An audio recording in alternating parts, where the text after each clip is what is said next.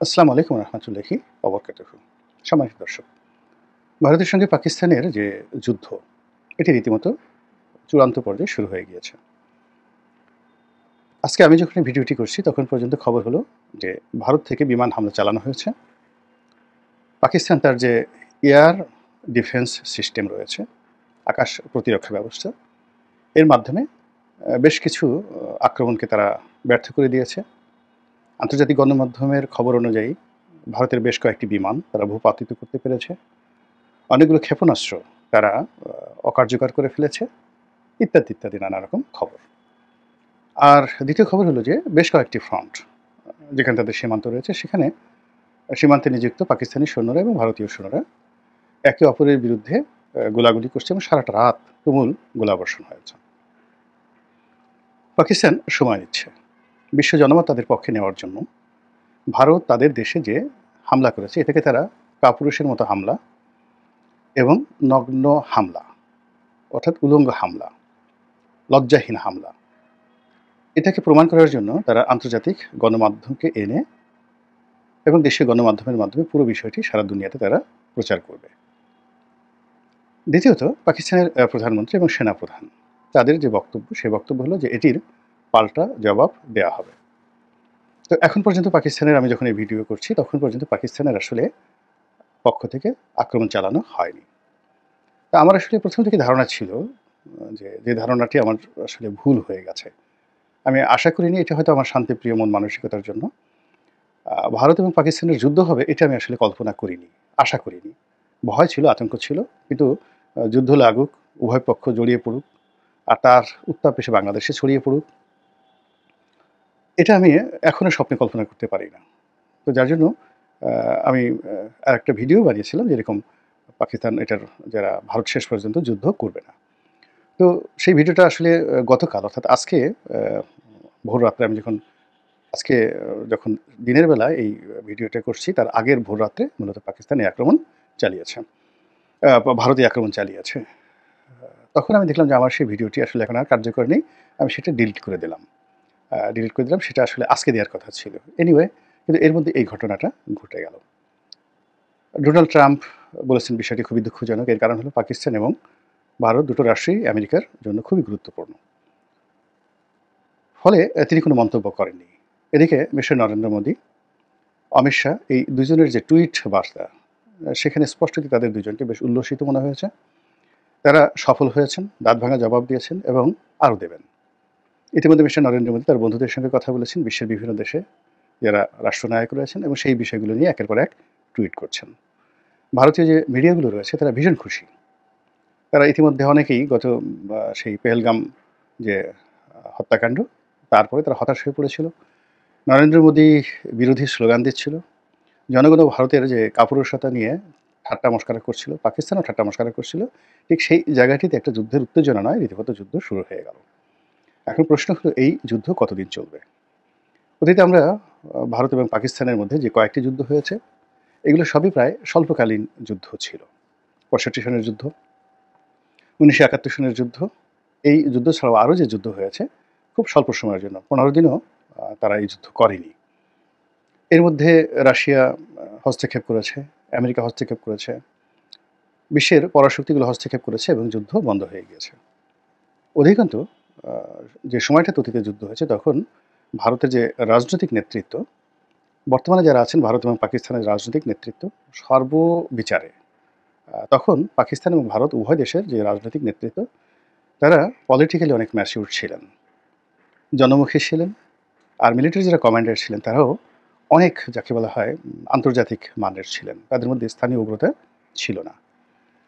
ফলে কী হলো, একটা নেগোসিয়েশনের টেবিলে নেগোসিয়েশন করার অনেক সম্ভাবনা ছিল এবং সেইগুলো ব্যবহার করেই স্বল্পতম সময়ে তখন সেই যুদ্ধগুলো নিষ্পত্তি হয়ে গেছে। কিন্তু এবার ভারতে একটা উগ্রবাদী শাসক শ্রেণী রয়েছে, আর পাকিস্তানেও খুবই দুর্বল একটা শাসক শ্রেণী রয়েছে।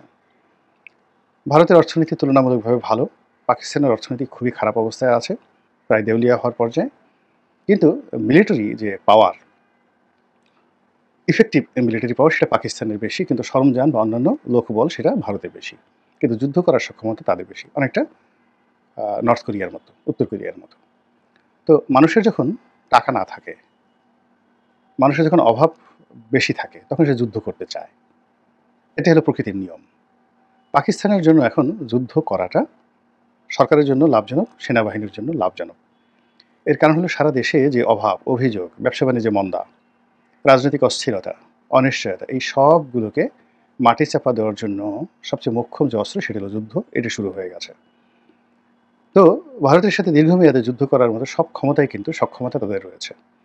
তাদের নিজস্ব ড্রোন, নিজস্ব অস্ত্র উৎপাদন কারখানা এবং এগুলোর পাইপলাইন, অর্থাৎ চীন থেকে, রাশিয়া থেকে, ইরান থেকে, মানে সাপ্লাই অ্যান্ড চেইন, অর্থাৎ যদি তারা ৫ বছরও যুদ্ধ করে এই সাপ্লাই অ্যান্ড চেইনে সামরিক সরঞ্জাম দিয়ে আনার ক্ষেত্রে আকাশপথে, বিমানপথে, স্থলপথে ভারতের চেয়ে পাকিস্তান সুবিধাজনক অবস্থানে রয়েছে। তো সেই দিক থেকে দীর্ঘমেয়াদে যুদ্ধ করার ক্ষমতা কিন্তু পাকিস্তানের আছে এবং পাকিস্তান সেই সুযোগটি এই সময় যদি না হারায় তাহলে নানা রকম জটিলতা দেখা দিতে পারে এশিয়ার রাজনীতিতে এবং বাংলাদেশের মানচিত্রে। এমনি আমরা খুব ভীত সন্ত্রস্ত অবস্থায় আছি। এ কারণে আমাদের দেশে একটি দুর্বলতম সরকার এখন আছে। সাবেক শাসকদের যে স্বৈরাচারী মনোভাব, তাদের যে একনায়কতন্ত্র, জুলুম এবং অত্যাচার এবং অতিরিক্ত যাকে বলা হয় বাড়াবাড়ির ফলে আমাদের সামরিক বাহিনীর যে যুদ্ধের সক্ষমতা, তারপর গোলাবারুদ, ট্রেনিং সব কিছুতেই কিন্তু ঘাটতি আছে। লাফালাফি করলে লাভ হবে না, এটাই বাস্তবতা।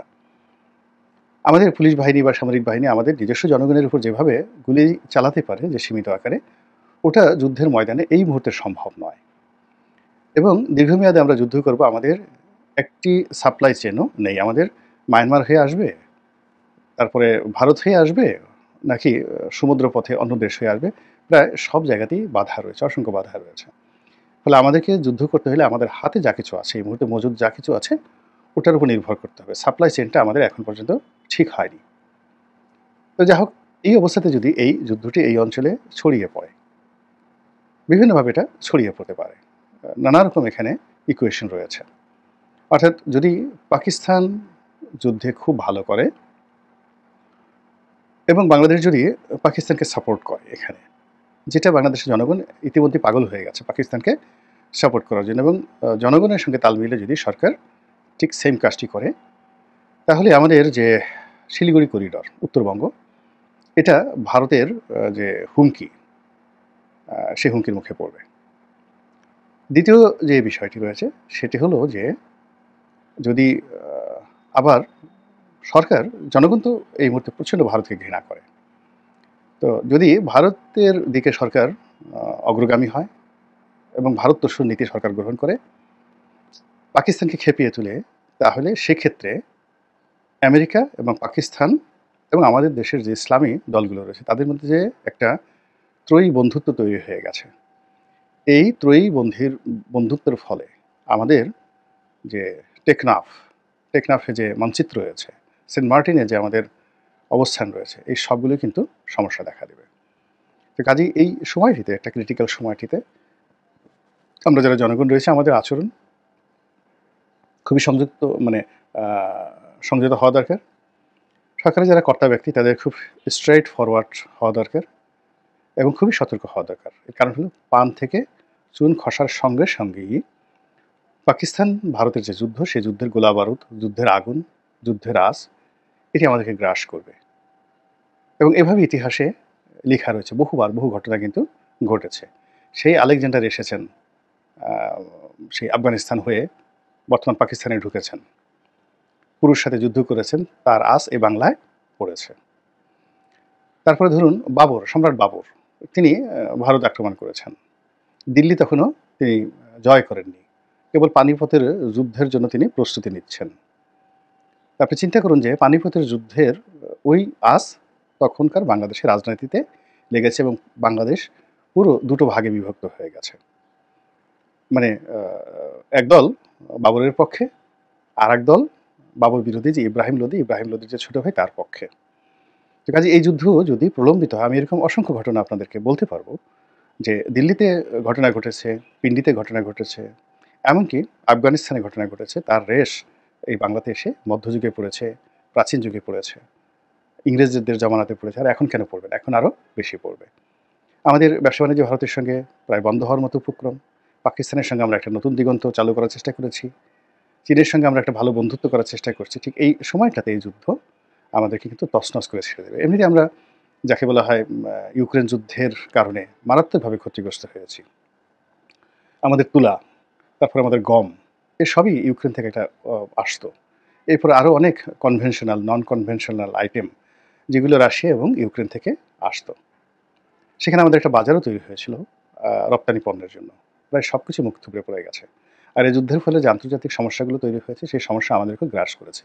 তার সঙ্গে যদি এই ভারত-পাকিস্তানের যুদ্ধের নানামুখী নেতিবাচক দিকগুলো রয়েছে, সেগুলো আমাদের উপর চেপে যায়, তাহলে এই দুর্বল সরকার এবং অর্থনৈতিকভাবে এখন আমরা বিপর্যস্ত ব্যক্তি, যেটা মাইক্রো লেভেলে যে অর্থনীতি রয়েছে, সেটা একেবারে হুমকির মুখে।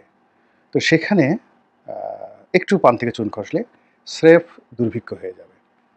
আমাদের দেশে এরকম পলাশির যুদ্ধের পর 1757 থেকে 1769 পর্যন্ত যে বাংলার দুরবস্থা, সেই দুরবস্থার কারণে আমাদের ইতিহাসের সবচেয়ে বড় দুর্ভিক্ষ 1770 সালে এই বাংলায় হয়েছিল। এবং সেই দুর্ভিক্ষে আমাদের অন্ততপক্ষে মানে 20% লোক, বলা হয় যে 35 লাখ লোক ওই সময়টাতে মারা গিয়েছিল। প্রতি 5 জনে 1 জন করে লোক মারা গিয়েছিল না খেয়ে, চোখের সামনে। তো এই বাংলাদেশ আমরা কি করতে পারি? আমরা যখনই বিপদে পড়ি বা পড়েছি অতীতে, সেই বিপদ মোকাবেলা করতে গিয়ে আমাদেরকে দুর্ভিক্ষ মোকাবেলা করতে হয়েছে। এই সময়টিতে আমাদের যে খাদ্যের যে অভ্যাস, যে সমস্যা, দুর্ভিক্ষ এখন মোকাবেলা করা সম্ভব নয়। যেটা ৭৪-এ আমরা পেরেছি, যেটা আমরা সেই ১৭৭০-এ পেরেছি, তো এখন এটা সম্ভব নয়। এখন দুর্ভিক্ষের আলামত শুরু হওয়ার সঙ্গে সঙ্গে সিভিল ওয়ার শুরু হয়ে যাবে। সিভিল ওয়ার অর্থাৎ মানে সরকার যদি ফেল করে, সঙ্গে সঙ্গে সিভিল ওয়ার, আর সিভিল ওয়ারের সঙ্গে যুগপৎভাবে আপনার যাকে বলা হয় দুর্ভিক্ষ। এর ফলে কি হবে? আমাদের যতটুকু অর্জন, কৃষ্টি, কালচার তছনছ হয়ে যাবে, কল্পনাই করা যাবে না। কাজেই সাধু সাবধান। আসসালামু আলাইকুম রহমতুল্লাহি ওয়া বারাকাতুহু।